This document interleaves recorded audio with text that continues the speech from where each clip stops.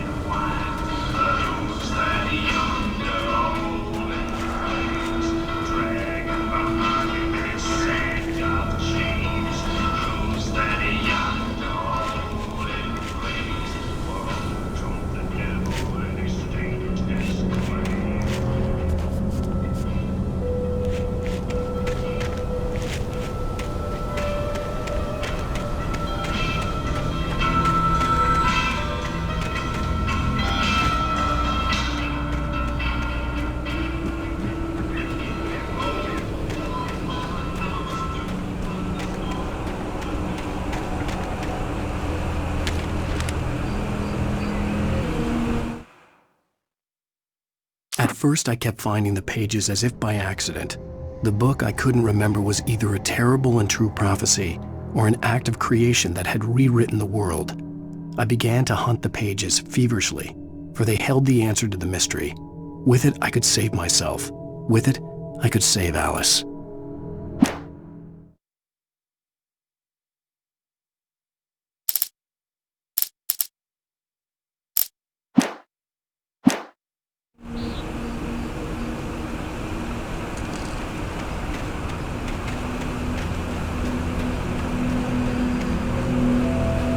The gas station was closer now, its light welcoming in the darkness. Paul makes the best dogs in the state. Belly Burster is the best with no coat. Monster Dog is second best. The famous dog is...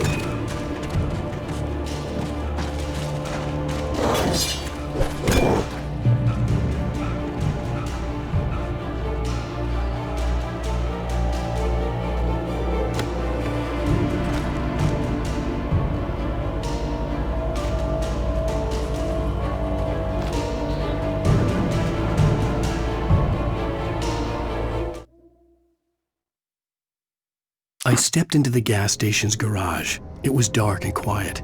The place was a mess. It looked like someone trashed the place or that there'd been some kind of fight. Light spilled into the room through an open door at the back, and I made my way toward it. Without any warning, I was blinded by a bright light. An old portable TV on the shelf had come alive by itself. Impossibly, I could see myself on the screen, talking like a madman.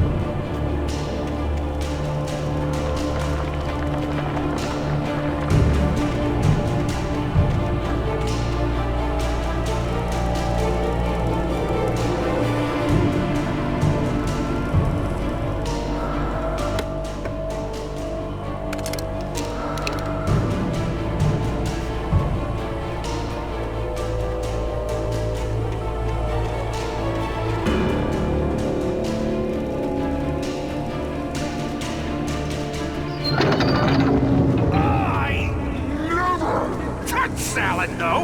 A man like me needs a hefty meal. That's for the day.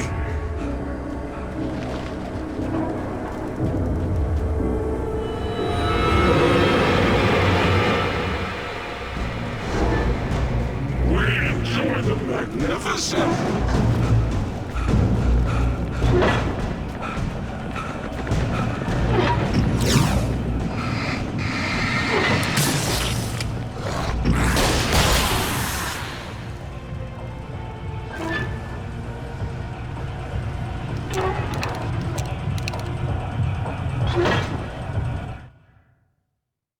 The cabin on Cauldron Lake? She asked.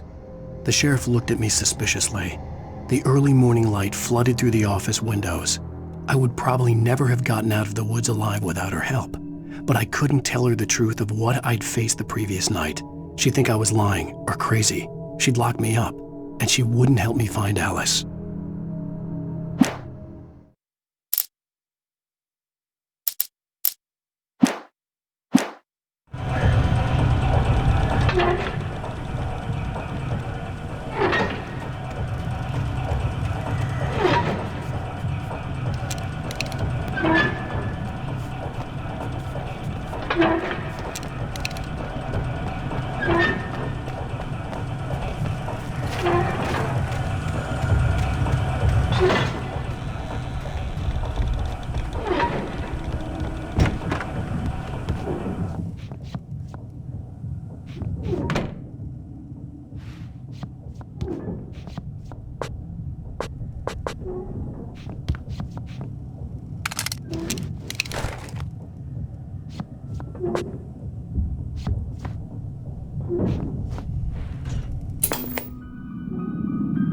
Science.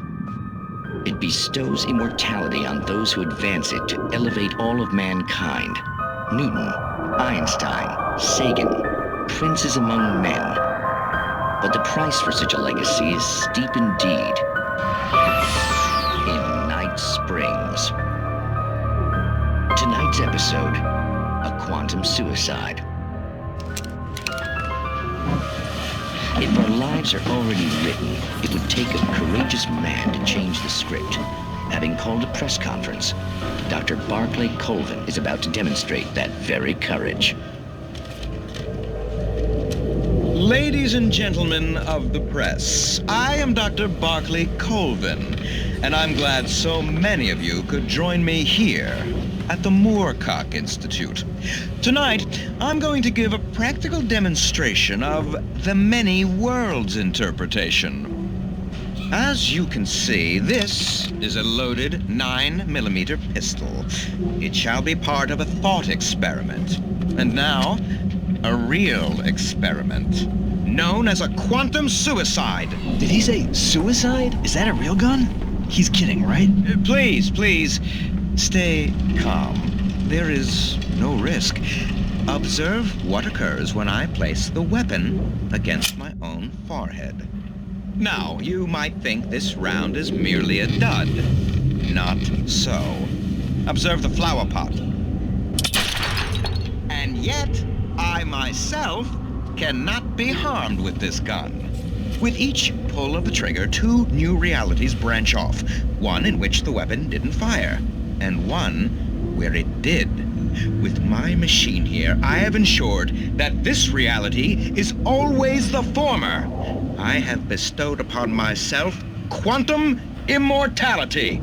Under no circumstances can this gun kill me. So wait. What you're saying is that every time you pull the trigger, in another reality, you die? Yes, of course, but that's completely trivial. There's an infinite number of things that could happen at any moment, and they always do happen somewhere. The point is, this one thing did not happen here. You're insane, Colvin. Insane? Insane? Hey, was this thing supposed to be plugged in? I stumbled on it. You fools! Gaze upon quantum immortality.